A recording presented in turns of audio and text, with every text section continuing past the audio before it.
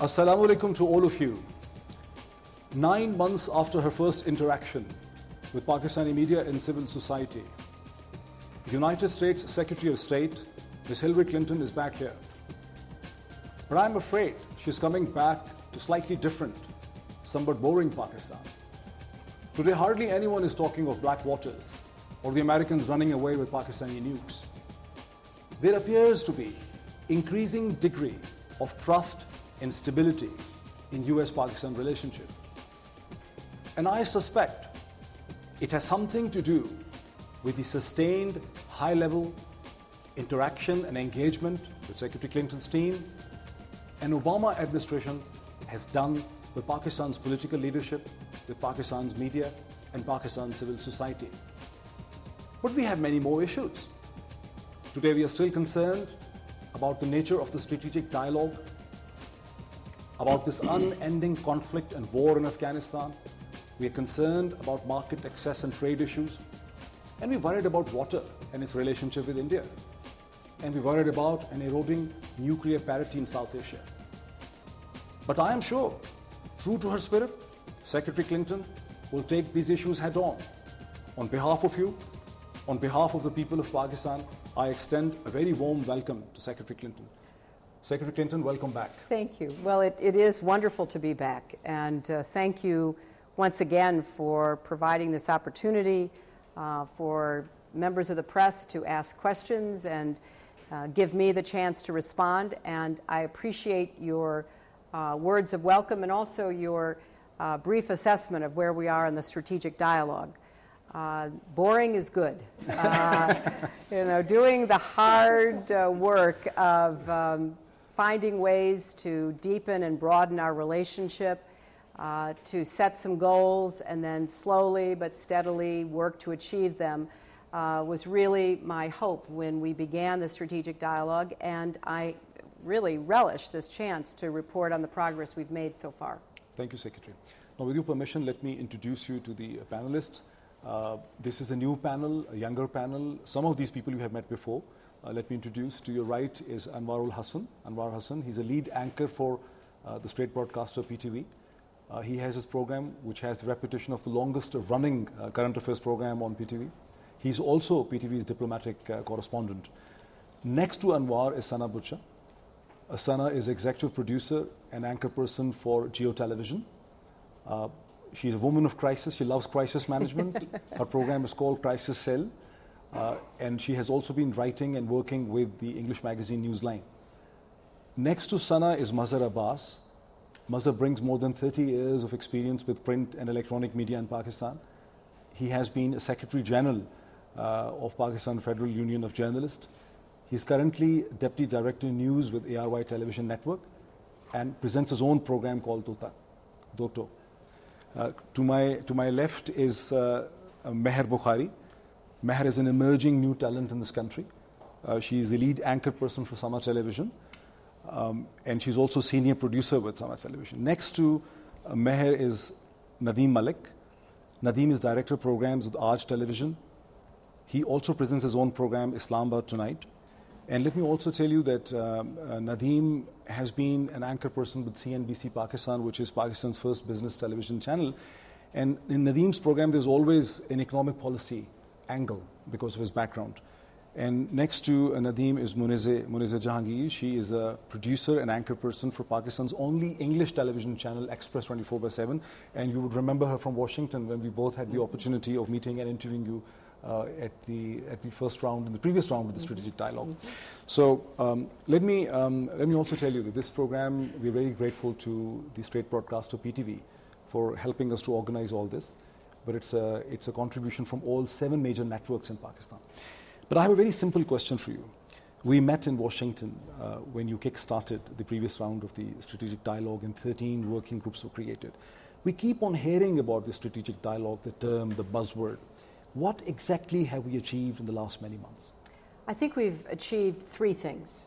The first is to create a mechanism for a broader commitment to the partnership that the Obama administration seeks with Pakistan.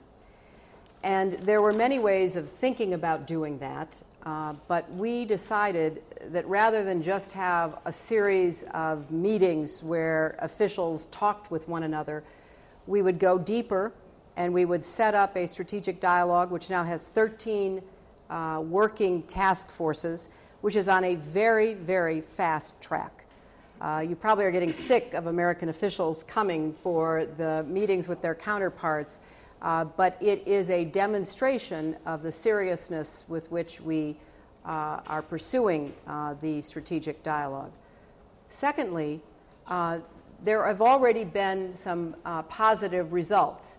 This morning, I announced some major energy, electricity projects, major water projects, which I have to add is in the strategic dialogue because of what I heard here last October. Mm-hmm. Water was a constant subject that was raised with me, and before I came, I didn't realize the seriousness. Now, of course, I do, and we have announced a number of water projects which will be of significance in the future. And in health and education, agriculture, and so much else. We're actually putting some meat on the bones of the strategic dialogue. But thirdly, there's another element to it. From the very beginning, I have said, we don't want this just to be a dialogue between government officials. We want this to be a people-to-people dialogue, which is why I have had these media opportunities, which you all have graciously set up. I've reached out in town halls, I've met with business leaders, academics, and others, because the best way to anchor a relationship that is based on mutual understanding, mutual respect, and mutual trust is to develop many connections. Because, we both have democratically elected governments. We won't have the same elected leaders in the future, hopefully in our case, not till after 2012, but you have to recognize that we want to set up a framework that stands the test of time so that presidents may come and go, other leaders, but we want this relationship to continue to flourish. Okay, who wants to ask? Madam Secretary, regarding your one of your second points regarding water, now I understand that the Obama administration wanted the Kashmir dispute to be resolved as soon as possible so that Pakistan could focus on the Western Front. But the fact of the matter is, unfortunately, the Indians have neither taken your encouragement or persuasion regarding Kashmir. Kashmir still stands unresolved, but another potentially catastrophic dispute which is now coming up is water. 62 years we've waited with Kashmir, but with water we can't, I don't think we can wait for more than even 5 years. I want to know that what would be the role that the United States of America would play if there would be, which it seems like, an imminent regional confrontation. Well, first, let me say that we recognize the importance of the water issue, and the way that Pakistan and India agreed back in the 1960s to allocate water out of the Indus River was the attempt at that time to try to regularize access to water.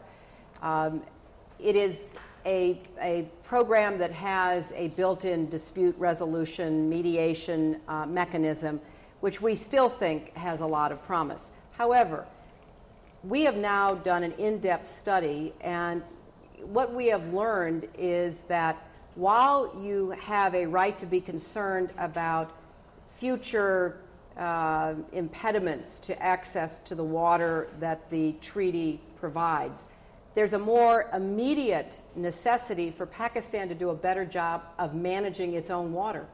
The waste of water is extraordinary. 92 to 94% of your water, clean water, goes into agriculture. It is not used efficiently. One of our projects, which we announced today, is to work with farmers to make more efficient use of the water.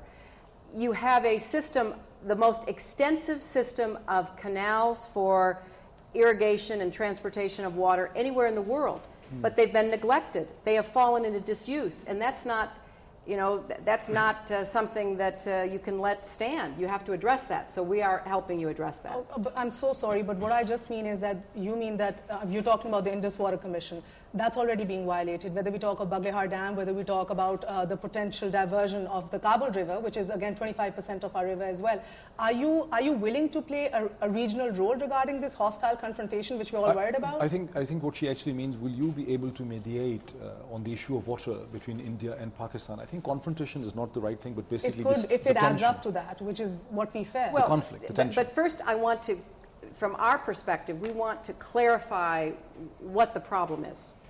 Because it's not that there may not be some serious issues that have to be mediated, but Pakistan has to get control of the water you currently have.